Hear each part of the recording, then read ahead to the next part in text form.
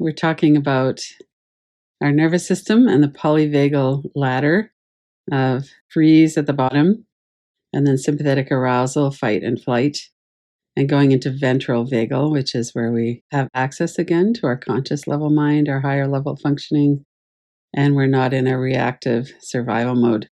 So today we're looking at fight. So one of the main things I wanted to bring forward today about the fight response is that it's very much different than anger. So someone who's in a fight response, it's a survival response. It's fiery, it's intense. Sometimes people that we're around can have that kind of feeling of we don't want to set them off. We want to be kind of careful. So we walk on eggshells. So if there's anyone like that in your life, you know what that feels like. And maybe you're the one who has more of a fight response. And so either way, we all have a lot of experience with this. We all go into all four of the fight, flight, freeze, fawn responses. So nobody never goes into a fight response. We all know what it's like to have that happen. And we mostly have one that we go into more easily. So the brain, when it comes to anger and the fight response, likes electrical stimulation. The doctor told me once it's like candy, it's like kindling, and it just gets going on it and it starts to feed on it. So that's part of it, is that our brain, once it gets used to the feeling of anger, that stimulation of anger, it's more likely to go back into it. And then also another big part of going into a fight response is that instead of feeling powerless, we're taking the reins, we're doing something, we feel like we're protecting ourselves.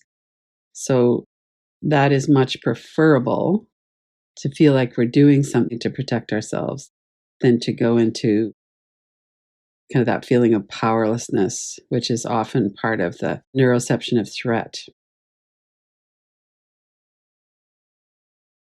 Just some examples. We all experience these too. We vent our rage, we go off into a rage, we get indignant and stirred up. Oftentimes we share that with other people too. So one person will say, you wouldn't believe what this jerk did on my way to work this morning. And someone else, well, yeah. And we just kind of wind each other up. So that's a familiar part of this as well for most of us. We know what that feels like. So this is the more serious part of it. To someone who's in a fight response, it feels like you're fighting for your life, and you need to do anything that you can do to back the other person off. And that might include saying things that are really mean or nasty and that other people have trouble forgetting. So just to pause for a minute, you can probably think of something someone has said to you when they were in a fight response, or something you've said to someone else that you're just thinking, I didn't really mean that. I'm sorry that I said that. Or I think they probably didn't mean that, but wow, they said it. What comes up for you? What does that feel like? Somebody else is in a rage or fight response. It's directed outward. They can be highly critical, shaming, contemptuous. And when we direct that inwards, that's often our really mean inner critic. We're criticizing ourselves, we're scornful and nasty. So it can be directed inward, it can be directed out to other people. And one of the important things to remember here is that it's a survival response. So we feel like we're fighting for our life when we're in a strong fight response. It can be habituated. We can kind of go back into that over time. It becomes a well-worn route for us. So we more easily go into that than into flight or freeze, for instance. This is such an important part of learning about fight, flight, freeze, fawn, is that these are survival responses. They're generated by the nervous system. So our nervous system, our neuroception, perceives some kind of a threat, social, physical, whatever it is, and then it responds. So we don't choose how we respond to our nervous system saying there's something dangerous here. So a fight response is something different from anger. It's appropriate to feel anger when we've been harmed or there's some kind of an injustice. Something's wrong, something's not right here, and we feel anger. That is appropriate. We may or may not feel that anger. And then whether we suppress it or repress it, if we don't feel it, if we don't handle it or deal with it, it goes underground. It can develop into long term cold grudge kind of anger. It could be the silent treatment. It could be burning inside. That, of course, then tends to make us more explosive as well. So we can't choose the fight response, but if we choose to work with our anger in a more mindful way and more consistently, then that at least won't be fueling the perception of threat and then going into the fight response. These are different steps. So we can feel and address the anger so that it doesn't get suppressed or repressed. And then we may or may not take any action. We might never express anger to the person that we're angry at, or we might. We might move away from them. We might not give them access to us anymore. There's all kinds of things that we can do, or we might not do anything. We might just really work with grounding and orienting and cooling ourselves off, but coming up into ventral vagal, that state of trust, and connect and not down into a freeze response and not sideways into a flight response. So, this is the real clarity around how these work. So, we're going to do an inquiry now. Think of a time when you were in a fight response. So, some of the characteristics of that are there's that raging, hot anger. It's uncontrolled in a way. We blurt things out or we say things. We often have kind of a hot, heavy breathing. What does it feel like in your body when you go into a fight response? Just for a moment, and as you're doing that, stay present here in this moment too. You might have visuals with it, it might be a memory. And then let's put that aside now. Open your eyes if you had them closed. Take a couple of breaths. And now look into a time when you were really angry, but you were not in a fight response. So something happened, you got angry, but you didn't lose it. You were aware of what was going on. What does that feel like in your body? So let's take a moment here. Bring that up into your body. Bring it in with visuals or memory. What were your thoughts, emotions? It takes several minutes here to let that form. And maybe you're angry right now about something. And you could use a present moment example.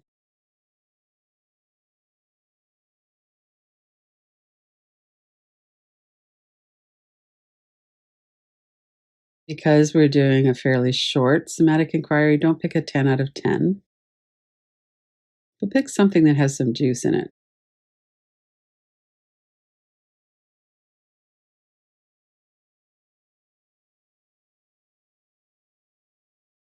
How would you describe what that feels like? I'm angry. What would your tone of voice be? What does it feel like? Is it a heat in your body? Is it located in a certain area? Is it your whole body? You really feel into that in your body.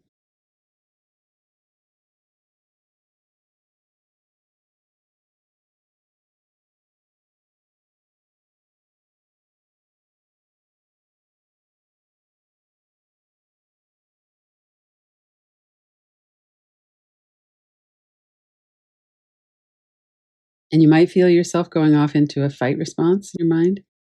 If that's the case, just bring it back. Be aware of your body, regulate through your body and your breath. You might go into a flight response or feel yourself going into freeze for a few minutes. Let yourself feel anger.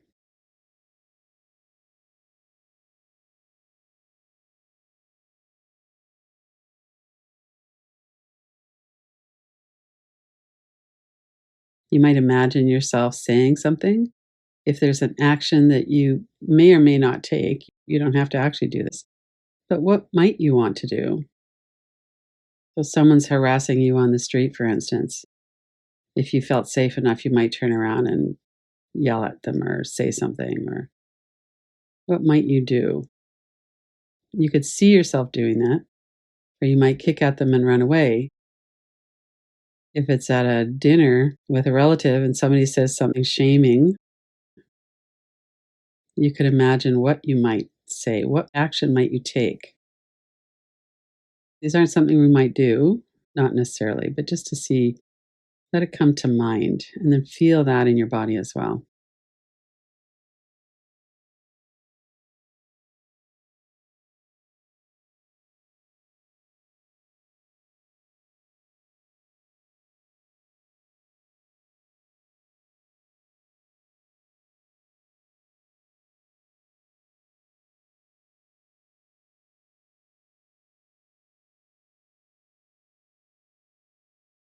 What's your tone of voice? What's your volume? And notice if you're in a fight response, you'd be more likely to be shaming or contemptuous or really mean. Just to say, you crossed this boundary. What would you do acting from anger, but very grounded still, not in a fight response?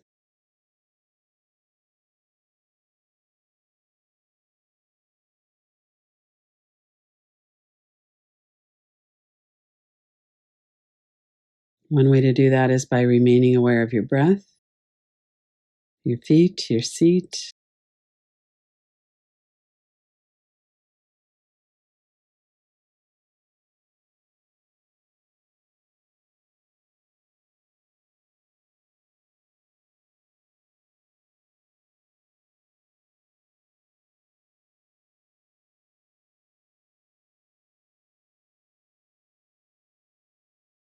And you could visualize yourself standing strong or tall,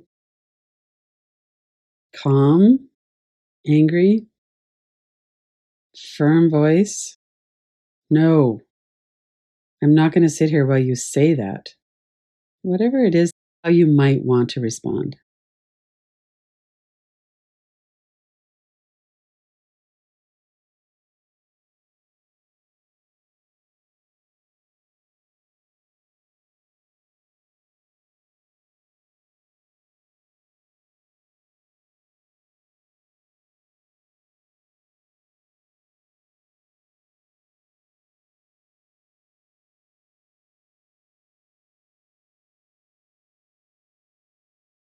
Over the next minute or so, bring that to a close.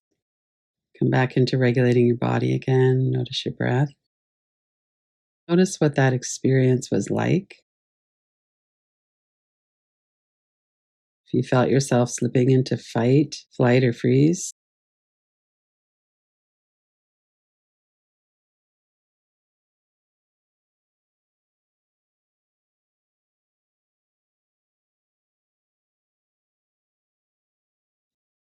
if you want, you could stand up and shake your body for a minute.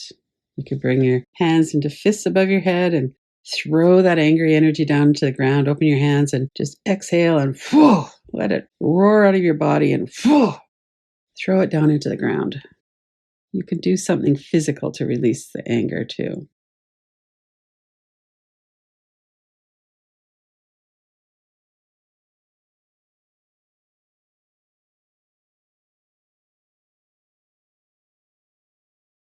And then as you come back into stillness, continue to notice now your body, your breath.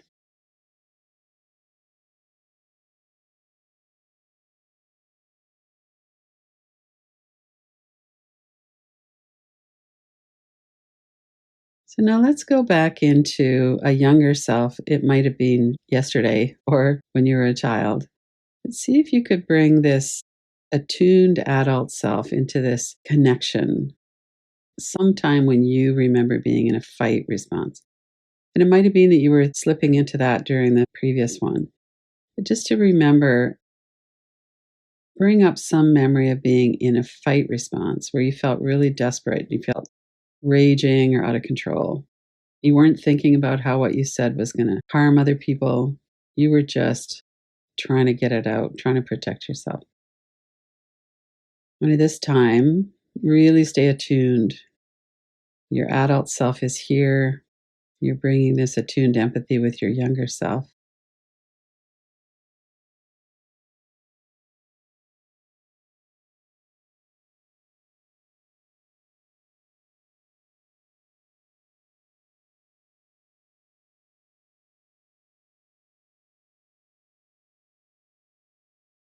Notice if you can make a connection.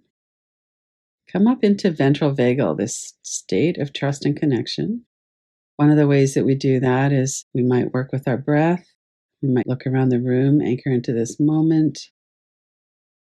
If you feel like you have a lot of energy in your body still, you might stand up and shake.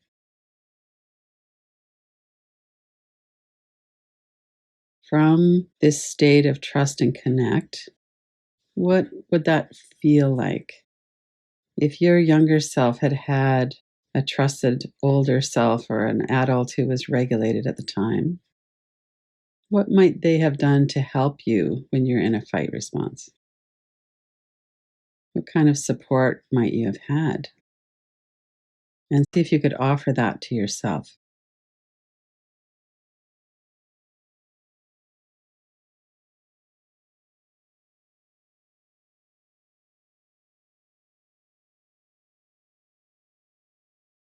And it might be to remind yourself to release tension out of your shoulders. Take some long exhales, let your nervous system settle a bit.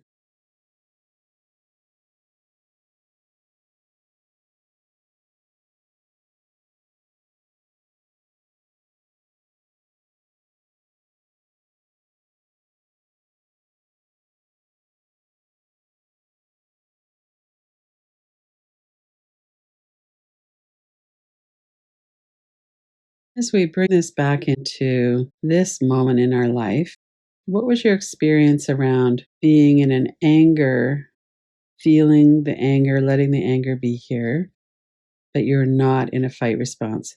So, to look back at that part of the inquiry, did you notice that you were going into a fight, flight, or freeze response? Was it difficult to stay with that? Was it hard to kind of maintain that visualization or that awareness of what it was like? Was there anything about what you did or said in that visual of expressing it or actions that surprised you?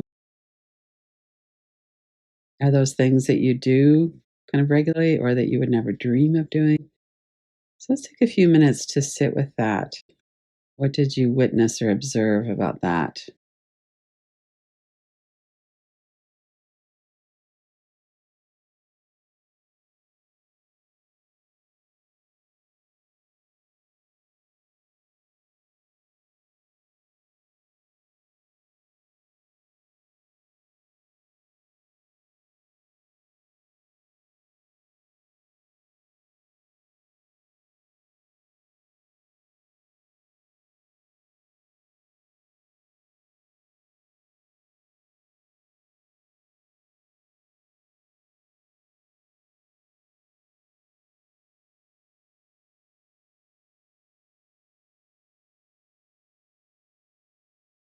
Let's come back into the knowing of how this works again.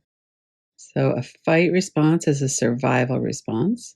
When we feel threatened, we go into fight, flight, freeze, or fawn. Feeling angry or having an anger response is appropriate in many situations. It could be microaggressions, something bigger. If we can't afford to feel our anger, we're going to go off into something else. We're going to go into a fight, flight, freeze, or we might just suppress it where we tamp it down, or we might repress it where we don't even know. It's so deeply buried that we don't even know it's there. And then we come back into a state of connection. See if there's a bit of compassion for yourself here. These are strong forces. There's a lot of shaming in our culture and a lot of really serious effects of being in a fight response in particular. Take a moment if you want to, you could put your hand on your heart. Acknowledge to yourself that this is part of being a human. We don't do this perfectly.